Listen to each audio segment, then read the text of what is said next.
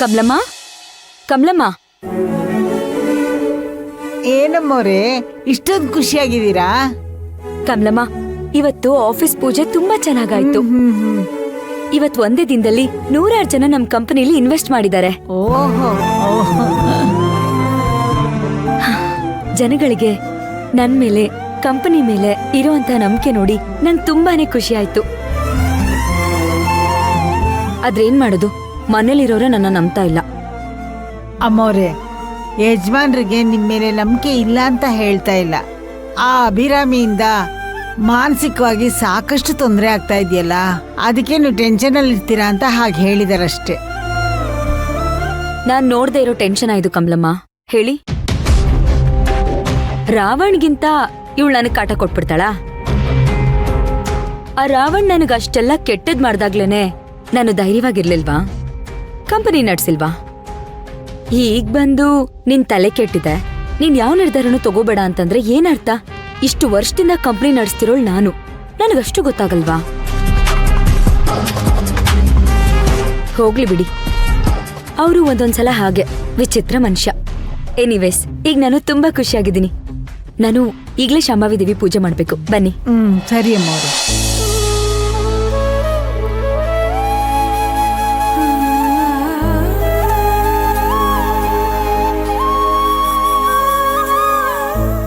ಕಮಲಮ್ಮ, ಏನದು ದೇವಿ ಮುಂದೆ ಪಟ್ನ? ಅದ ಅಮ್ಮವ್ರೆ, ಯಜಮಾನ್ರು ಭೈರವಿ ದೇವಸ್ಥಾನಕ್ಕೆ ಗುರುಗಳು ನೋಡಕ್ ಹೋಗಿದ್ರು. ಆಗ ಗುರೂಜಿ ಒಂದ್ ವಿಭೂತಿ ಕಟ್ಟಿನ ಮಂತ್ರಿಸಿ ಕೊಟ್ಟಿದ್ದಾರೆ. ಅದೇನು ಬಣ್ಣ ಬದ್ಲಾಗ್ದೆ ಹೋದ್ರೆ ಮನೆಗೇನು ತೊಂದ್ರೆ ಆಗಲ್ವಂತೆ. ಅದ್ ಅಕಸ್ಮಾತ್ ಕಪ್ಪು ಬಣ್ಣಕ್ ತಿರುಗ್ತು ಅಂದ್ರೆ ಮನೆ ಕೆಟ್ಟದ್ದಾಗುತ್ತಂತೆ ಅಮ್ಮವ್ರೆ. ಹೌದಾ? ಸರಿ, ತಗೊಂಡ್ ಬನ್ನಿ ನೋಡೋಣ. ಇರಿ.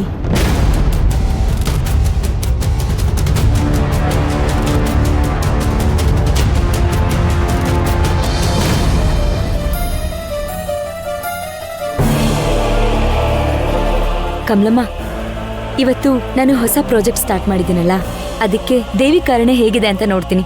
ಓಪನ್ ಮಾಡಿ. ಸರಿ ಅಮ್ಮವ್ರೆ.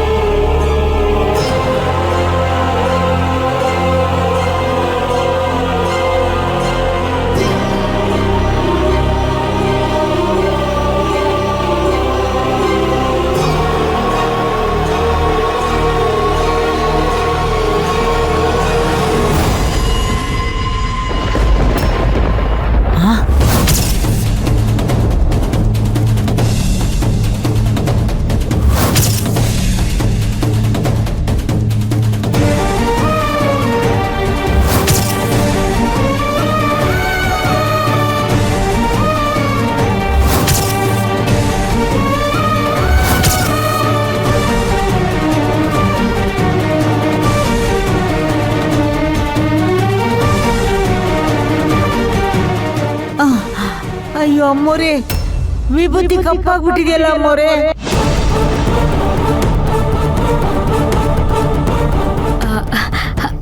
ಸರಿ, ಇದ್ರ ಬಗ್ಗೆ ನೀವೇನು ಟೆನ್ಷನ್ ಮಾಡ್ಕೋಬೇಡಿ ಕಮಲಮ್ಮ. ನಮ್ಮ ಮನೇಲಿದ್ದ ನೆಗೆಟಿವಿಟಿ ಎಲ್ಲ ಈ ವಿಭೂತಿ ತಗೊಂಡಿದೆ. ಇನ್ ಮುಂದೆ ನಮ್ಗೆಲ್ಲ ಒಳ್ಳೇದೇ ಆಗುತ್ತೆ. ನೀವು ಪಾಸಿಟಿವ್ ಆಗಿ ಥಿಂಕ್ ಮಾಡಿ.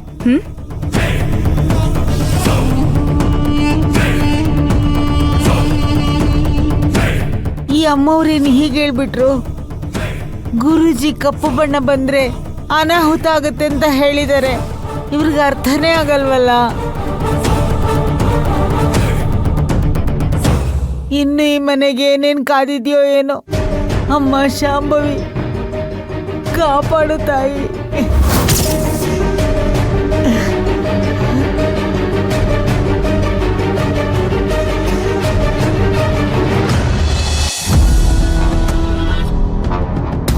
ಅಭಿರಾಮಿ, ಎಲ್ಲೋಗಿದ್ದೆಮ್ಮ?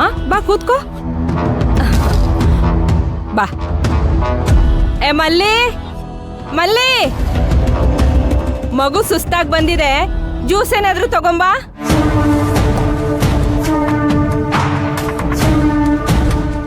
ಮಲ್ಲಿ, ಸುನೀತಾ, ಅಲ್ಲ ಎಲ್ಲಿ ಹೋದ್ರಿ ಇಬ್ರು? ಇರು ನಾನೇ ಏನಾದ್ರೂ ತಗೊಂಬರ್ತೀನಿ. ಬೇಡ ಅತ್ತೆ, ಸುಮ್ನೆ ಕೂತ್ಕೊಳ್ಳಿ. ಇಲ್ಲಮ್ಮ, ನೀನ್ ಈಗ ತಾನೇ ಹೊರಗಡೆಯಿಂದ ಬಂದಿದೀಯಾ, ತುಂಬಾ ಸುಸ್ತಾಗಿರ್ತೀಯ. ಇರು ಜ್ಯೂಸ್ ತಗೊಂಬರ್ತೀನಿ. ಹಾ ಬೇಡ.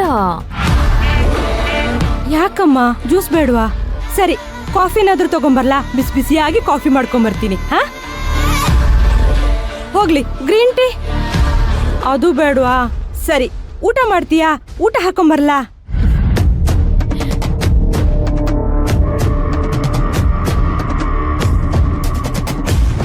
ಯಾಕಮ್ಮ ನಗ್ತಿದೀಯಾ?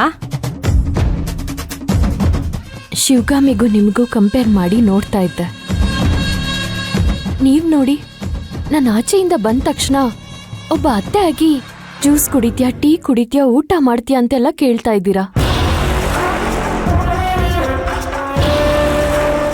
ಆದ್ರೆ ಆ ಶಿವಗಾಮಿ ಮನೆಯಲ್ಲಿ ಹೊರಗಡೆಯಿಂದ ಬಂದ್ರೆ ಸಾಕು, ಎಲ್ಲಿ ಹೋಗಿದ್ದೆ, ಯಾಕಿಷ್ಟೊತ್ತು, ಕಾಲ್ ಮಾಡಿದ್ರೆ ಯಾಕೆ ಅಟೆಂಡ್ ಮಾಡ್ಲಿಲ್ಲ ಅಂತೆಲ್ಲ 1,000 ಕ್ವೆಶ್ಚನ್ಸ್ನ ಕೇಳ್ತಿದ್ಲು.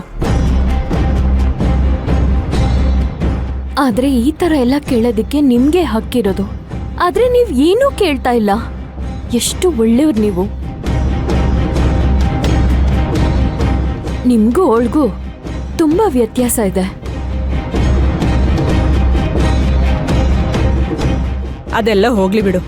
ಅಲ್ಲ, ಈ ಮಲ್ಲಿ ಮತ್ತೆ ಸುನೀತಾ ಎಲ್ಲೋದ್ರು? ಅಷ್ಟು ಹೊತ್ತಿಂದ ಕೂಗ್ತಿದ್ದೀನಿ. ಮಲ್ಲಿ, ಏ ಮಲ್ಲಿ, ಮಲ್ಲಿ! ಎಂತ ಮರೆ, ಅಷ್ಟೊತ್ತಿಂದ ಕೂಗ್ತಿದ್ದೀನಿ, ಏನೇ ಮಾಡ್ತಿದ್ದೆ? ಹೋ ಅದ ನಾ ಹಾಡ್ಕೆ ಅಂತಿದ್ದಿದ್ದೆ. ಮಲ್ಲಿ, ಅಯ್ಯೋ, ಅಭಿರಾಮಿ ಬಂದಿದ್ದಾಳೆ, ಜ್ಯೂಸ್ ತಗೊಂಬಾ. ಹಾ, ಎಂತ ಜ್ಯೂಸ್ ತಪ್ಪದ? ಸೇಬು ಹಣ್ಣು, ಕಿತ್ಲೆ ಹಣ್ಣು, ಮಾವಿನ ಹಣ್ಣು, ಪ್ಯಾರಳೆ ಹಣ್ಣು. ವಾ, ನಿಮ್ಗೆ ಅರ್ಥ ಆತಿಲ್ಲಲ್ಲ? ಅದೇ ಆಪಲ್, ಆರೆಂಜ್, ಮ್ಯಾಂಗೋ, ಗ್ವಾವಾ. ಯಾವ್ದಾದ್ರೂ ಪರವಾಗಿಲ್ಲ ಅತ್ತೆ. ಯಾವ್ದಾದ್ರೊಂದು ತಗೊಂಬಾರೆ. ಹಾ, ಹಂಗಾರೆ ನನ್ ಮಾವಿನ ಹಣ್ಣಿನ ಜ್ಯೂಸ್ ತಕ ಬತ್ತೆ.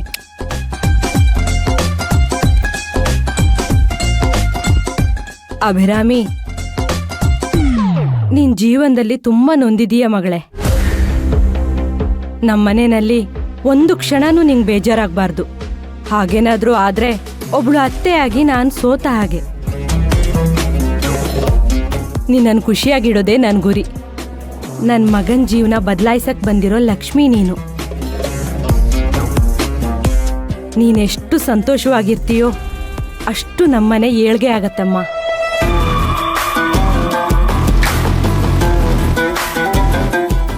ಆ ಶಾಂಭವಿ ದೇವಿನೇ ಇಷ್ಟು ವರ್ಷ ನನ್ನ ಒಂಟಿಯಾಗಿಟ್ಟಿದ್ದು. ಯಾಕೆ ಅಂತ ನಾನು ಕೊರಗ್ತಿದ್ದೆ. ಆದ್ರೆ ಇವತ್ತು ಗೊತ್ತಾಯ್ತು, ಇಂಥ ಒಳ್ಳೆ ಅತ್ತೆ ಸಿಗೋಕೆ, ಇಂಥ ಒಳ್ಳೆ ಮನೆ ಸೇರೋದಿಕ್ಕೆ ನನ್ನನ್ನ ಇಷ್ಟು ದಿನ ವೇಟ್ ಮಾಡಿಸಿದ್ದಾರೆ ಅಂತ. ಹಾಗೆಲ್ಲ ಏನೂ ಇಲ್ಲಮ್ಮ, ನೀನು ಸಂತೋಷವಾಗಿರ್ಬೇಕು ಅಷ್ಟೇ.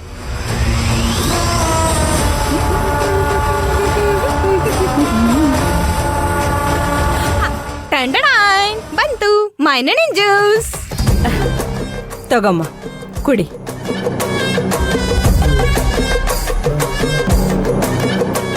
ಹೆಂಗಿತ್ತು? ನಾನಂದ್ರೆ ಹಂಗೆ, ನಾನು ಎಷ್ಟು ಲಾಯ್ಕಿದ್ನೋ ಅದು ಅಷ್ಟು ಲಾಯ್ಕಿರುತ್ತೆ.